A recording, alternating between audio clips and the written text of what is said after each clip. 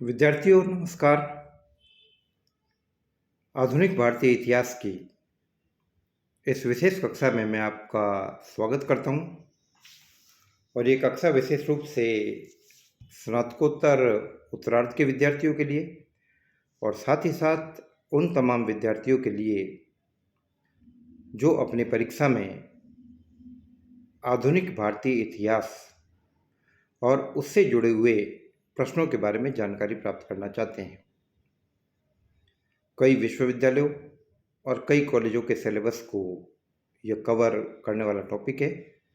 और इस टॉपिक के अंतर्गत जिस मुद्दे पर मैं आपसे बात करूंगा उसका नाम है बिहार, बंगाल और उड़ीसा में ब्रिटिश शासन की स्थापना, एस्टैब्लिशमेंट और expansion of British rule in Bengal, Bihar and Orissa. इस कक्षा में मैं आपको ये समझाने की कोशिश करूंगा कि आपकी परीक्षा से जुड़ा हुआ एक महत्वपूर्ण विषय कि बंगाल, बिहार और उड़ीसा में ईस्ट इंडिया कंपनी ने किस प्रकार से अपने प्रभाव को कायम किया, जिसके अंतर्गत हम ये देखेंगे कि 1600 ईस्वी में स्थापित एक व्यापारिक कंपनी, लंदन में, इंग्लैंड में स्थापित ये व्यापारिक कंपनी, जिसका मकसद था पूर्वी देशों के साथ व्यापार करना, इसलिए यह ईस्ट इंडिया कंपनी कहलाई। तो यह कंपनी किस प्रकार से एक व्यापारिक कंपनी से एक सैन्य ताकत के रूप में, एक क्षेत्रीय ताकत के रूप में और एक पॉलिटिकल पावर के रूप में किस प्रकार से एग्जिस्टेंस में आई। इन तमाम बातों को समझने से पहले हमें कुछ बुनियादी बातों को जानना जरूरी होगा। विद्यार्थियों, मैं आपसे जो बात कर रहा हूँ इसी में से आपके अति लघुतरात्मक, लघुतरात्मक और निबंधात्मक हर प्रकार के प्रश्न आपको इस टॉपिक से प्राप्त होंगे। तो सबसे पहले हम बात करेंगे कि downfall of the mighty Mughal empire, शक्तिशाली मुगल साम्राज्य जिसे अकबर ने, जहांगीर ने और शाहजहां ने परवान पर चढ़ाया और औरंगजेब ने इसे अपनी चरम सीमा पर पहुंचाया। वह किस प्रकार से औरंगजेब की मृत्यु के बाद अपने डेक्लाइन की तरफ, अपने पतन की तरफ जाने लगा। विद्यार्थियों, यह कुदरत का बुनियादी नियम है, बेसिक नियम है कि जिसका उत्थान हुआ है उसका पतन भी होगा। जो पत्ता हरा है वह पीला भी होगा। जो सूर्य उदित हुआ है वह अस्त भी होगा। तो यही बात शक्तिशाली मुगल साम्राज्य के साथ दिख रही है। औरंगजेब की मृत्यु के बाद अपने अयोग्य और कमजोर उत्तराधिकारियों के कारण और नवीन नवोदित क्षेत्रीय शक्तियों के विकास के कारण मुगल साम्राज्य अपनी मजबूत स्थिति को नहीं संभाल पाया और तेजी से पतन की तरफ जाने लगा। दूसरी तरफ हम ये देखते हैं कि ईस्ट इंडिया कंपनी जो शुरुआती दौर में बंगाल में हमें जिसकी गतिविधियां इनिशियल स्टेज पर हुगली में दिखाई देती है, वह कंपनी बंगाल, बिहार, उड़ीसा पर स्पेशली फोकस किए हुए थी। और इसका कारण यह था कि वहाँ का कॉटन इंडस्ट्री, वहाँ का सूती वस्त्र उद्योग,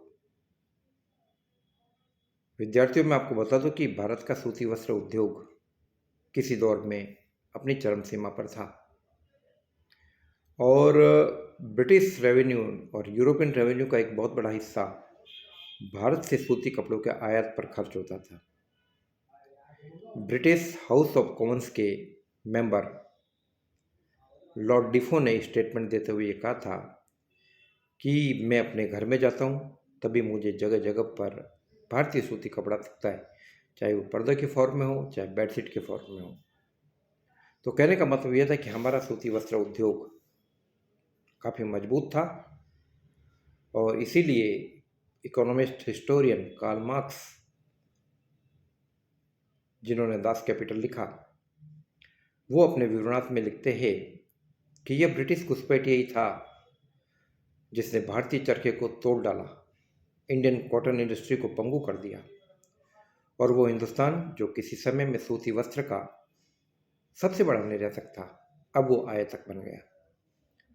तो विद्यार्थियों, ईस्ट इंडिया कंपनी की व्यापारिक सोच बंगाल, बिहार और उड़ीसा से मैक्सिमम फायदा कॉटन इंडस्ट्री से जितना मिल सके उतना लेने का था। तो कच्चा माल इनको यहाँ से सस्ते में मिले और अपने तैयार माल को वे यहाँ की मंडियों में खपा सके, इसलिए कंपनी को जरूरत महसूस हुई पावर हासिल करने की, एक सैनिक ताकत बनने की, क्योंकि कंपनी के नीति निर्धारक और हुक्मरान इस बात को ये जानते थे कि जब तक हम बंगाल, बिहार और उड़ीसा पे पॉलिटिकली कंट्रोल कायम नहीं करेंगे तो हमें कॉटन, कपास सस्ते में नहीं मिलेगा। और दूसरा ये कि यदि यही कपास यहाँ के लोकल बुनकरों को, स्थानीय बुनकरों को चला गया तो उनके द्वारा निर्मित कपड़े के मुकाबले में हमारा कपड़ा नहीं टिकेगा। तो दो तीन बातों की जरूरत थी। एक तो जरूरत ये थी कि कम से कम मूल्य पर रॉ कपास हासिल किया जाए और साथ ही साथ ये कपास केवल और केवल ईस्ट इंडिया कंपनी को मिले, भारतीय कारीगरों को नहीं मिले, बुनकरों को नहीं मिले। और दूसरी बात यह कि ब्रिटेन की मशीनों से निर्मित कच्चा माल कपड़े के रूप में हिंदुस्तान आए और उसको खपाया जा सके। तो इन तमाम बातों के लिए जरूरत यह थी कि कंपनी राजनीतिक ताकत हासिल करे। हम ये देख रहे हैं कि 1717 में मुगल सम्राट की तरफ से शाह शुजा ने कंपनी को 3000 रुपये के बदले में कर मुक्त व्यापार का अधिकार दिया, लेकिन कंपनी इतने से संतुष्ट नहीं थी। कंपनी को जहां एक तरफ अपने फ्रेंच प्रतिद्वंदियों से मुकाबला करना था, तो शुरुआती दौर में इन्होंने जब पॉलिटिकल पावर हासिल करने की कोशिश की तो बंगाल के सूबेदार, हालांकि मूल अर्थों में अगर हमें देखें तो वो एक प्रकार से स्वतंत्र था, लेकिन फिर भी नाम मात्र के लिए मुगल सम्राट की अधीनता स्वीकार कर रहे थे। अलीवर्दी खान, मुर्शीद कुली खान के बाद बंगाल की सूबेदारी शक्तिशाली अलीवर्दी खान के हाथों में आई और अलीवर्दी खान ने ईस्ट इंडिया कंपनी और फ्रांसीसी कंपनी, इन दोनों की राजनीतिक महत्वाकांक्षा को नियंत्रित रखा। जब भी इन कंपनीज ने पॉलिटिकल पावर हासिल करने की कोशिश की या शुरुआती दौर में हम ये देख रहे कि अपनी कोठियों की इन्होंने किलेबंदी कराई, वहाँ पे कैनन से तोपें रखनी चालू की और सैन्य ताकत रखनी चालू की, तो अलीवर्दी खान ने इन चीज़ों पर रोक लगा दी। उन्होंने कहा कि ऑल यू आर ट्रेडर्स, आप सभी व्यापारी है, आपका मकसद केवल और केवल व्यापार करना चाहिए। जहाँ तक आपकी सिक्योरिटी की बात है, सुरक्षा की बात है, तो हम बैठे हैं ना इसके लिए। आप व्यापारिक कंपनी है, आप व्यापारिक कंपनी की तरह रहिए। Don't try to be military power, ठीक है, don't try to be political power. तो अलीवर्दी खान ने इनको कंट्रोल रखा संतुलित तरीके से। अलीवर्दी खान ने अपने उत्तराधिकारी और अपने दोहिते, जो कि 1756 में अलीवर्दी खान की मृत्यु के बाद बंगाल का अगला नवाब बनता है, नवाब सिराजुद्दौला, उसको यह कहा कि ये यूरोपीय कंपनियां शहद देने वाली मधुमक्खियों की तरह, यदि इनको ढंग से टैकल करोगे तो ये शहद देगी और ज़्यादा छेड़छाड़ करोगे तो ये काट काट के लहूलुहान कर देगी। कहने का मतलब यह था कि सिराज के लिए सलाह थी अलीवर्दी खान की कि इन कंपनियों के साथ एक संतुलित तरीके से काम करे, एक बैलेंस रवैया अपनाए, कंपनियों को अपनी ताकत ज़्यादा बढ़ाने नहीं दे और नहीं उनको ज़्यादा परेशान करे, उस हिसाब से बैलेंस से काम करे, क्योंकि ये जरूरी था उस दौर की परिस्थितियों को देखते हुए। तो 1756 में हम ये देख रहे हैं कि नवाब अलीवर्दी खान की मृत्यु हो गई और अलीवर्दी खान के कोई बेटा नहीं था, इसलिए उसने अपने दोहिते, अपनी बेटी के बेटे सिराजुद्दौला को बंगाल का नवाब बनाया। विद्यार्थियों, अब हम देख रहे हैं कि 1756 में सिराजुद्दौला बंगाल का नवाब बन तो गया, लेकिन बंगाल का शासन उसके लिए कांटों का ताज था। चुनौतियाँ काफ़ी थी, मराठा पावर की चुनौती थी, दूसरी तरफ अफ़गानिस्तान से एक अफ़गान पावर राइज हो रहा था, अहमद शाह अब्दाली के हमलों का खतरा मौजूद था। और दूसरी बात ये थी कि नवाब के अपने खुद के रिश्तेदार, जैसे उसकी मौसी घसीटी बेगम, उसके मौसी का बेटा शौकत जंग, जगत सेठ अमीर चंद, और इस प्रकार के बहुत सारे लोग ऐसे थे जो कि कुछ न कुछ फ़ायदा प्राप्त करना चाहते थे। और विशेष रूप से खुद नवाब का सेनापति मीर जाफ़र, जो अपने दिलो दिमाग में कहीं न कहीं पॉलिटिकल एम्बिशन, राजनीतिक महत्वाकांक्षा को पाले हुए था। कहीं न कहीं उसके दिमाग में यह था कि येन केन प्रकारेण मुझे नवाबी मिल जाए। तो ब्रिटिश ईस्ट इंडिया कंपनी, जो एक बहुत बड़ा डिप्लोमेटिक पावर था, कूटनीतिक ताकत थी, और जिनका मकसद ये था कि डिवाइड एंड द रूल, फूट डालो राज्य करो। तो इन लोगों ने, चाहे लॉर्ड क्लाइव हो, चाहे वॉटसन हो, चाहे कोई भी हो, वेंसिटार्ट हो, इन सब ने सिचुएशन को भापा और इन्होंने महसूस किया कि स्थितियों को अपने पक्ष में किया जा सकता है।